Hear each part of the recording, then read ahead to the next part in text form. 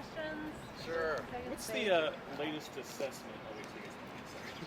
What's the latest assessment on the health and status of We're watching the reports closely, and what we'll have to see is everyone here knows the North Koreans are parsimonious with the information that they put out about many things, especially when it comes to their leaders, and so we'll keep a close eye on it.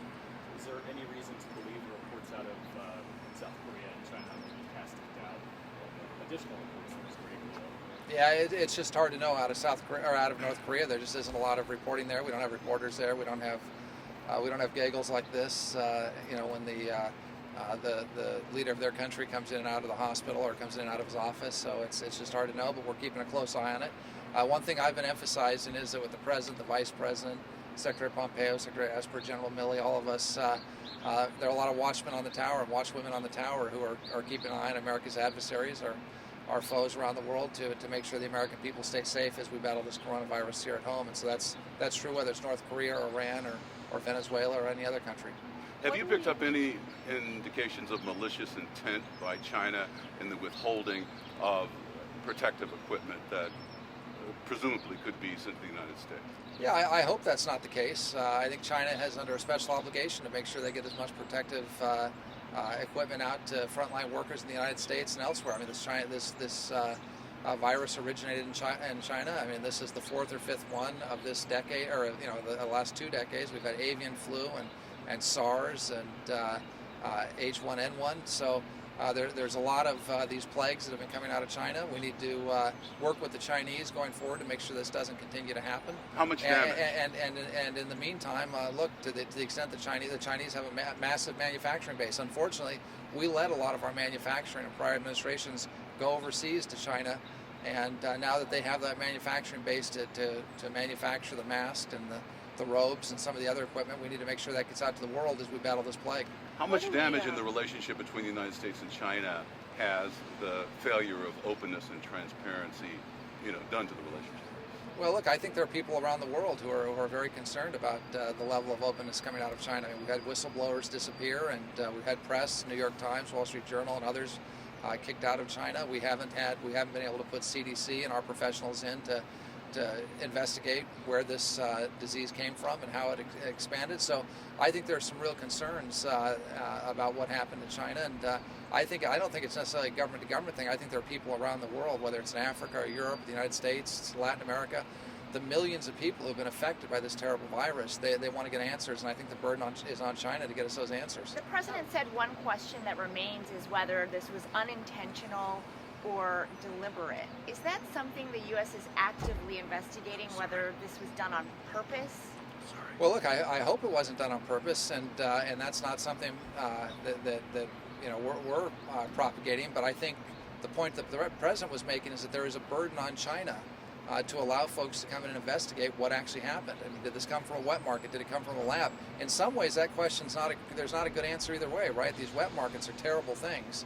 And there's been a lot of disease that's come out of these wet markets with the eating of exotic animals and the dogs and that sort of thing. Apparently there's been some progress on dogs, so that's good. But we need to find out whether it was a lab or a wet market, how this happened. But the other thing is, how does it keep happening?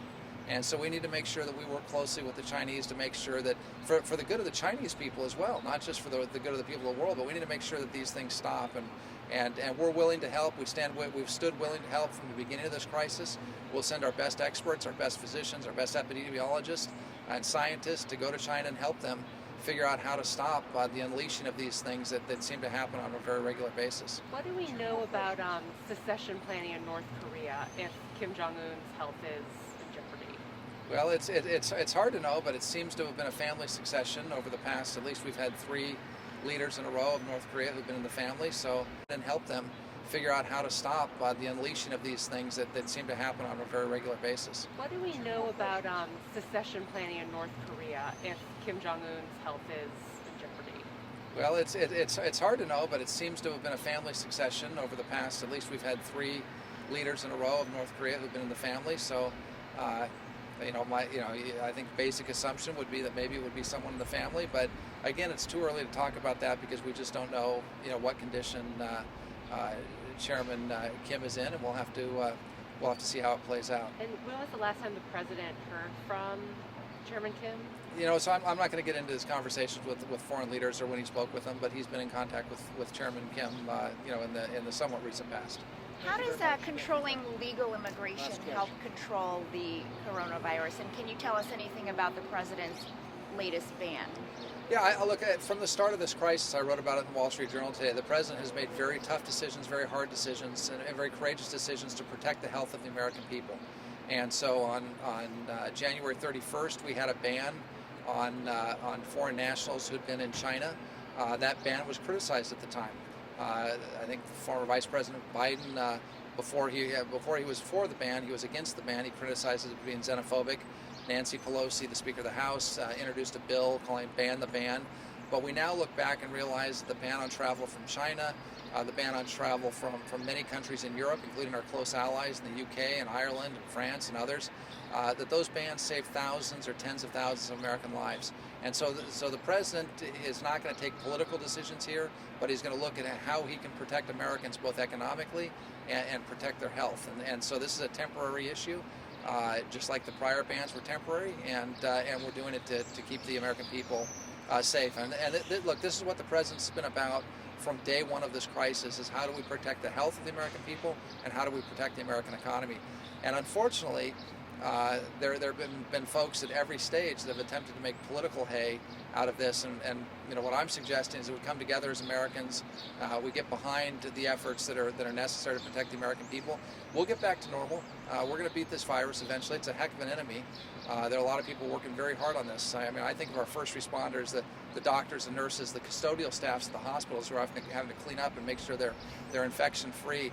There are people really working hard every single day to keep Americans healthy, keep us safe, rescue the people that have been stricken by the virus, and the president and the policymakers are going to do their part.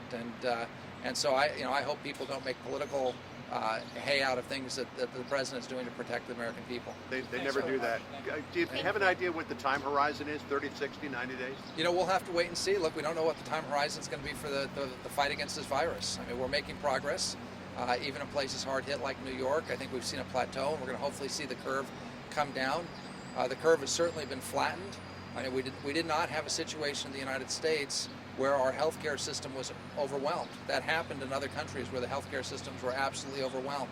And we've had a situation here in the United States where we have been able to flatten the curve because of the courageous early decisions, the stay-at-home request from the president, the extension of that request, some of the travel restrictions, leaning forward of whether it's wearing cloth masks or leaning forward on compassionate use of some of the therapies to treat folks who've been stricken with the coronavirus. So we've flattened the curve. We've been able to avoid the health systems being overrun, and so that's all good. But we've still got a long way to go in this. We need to bring the economy back, and so we'll monitor all of those factors as we make decisions on travel restrictions and immigration restrictions and that sort of thing. Look, no one likes it.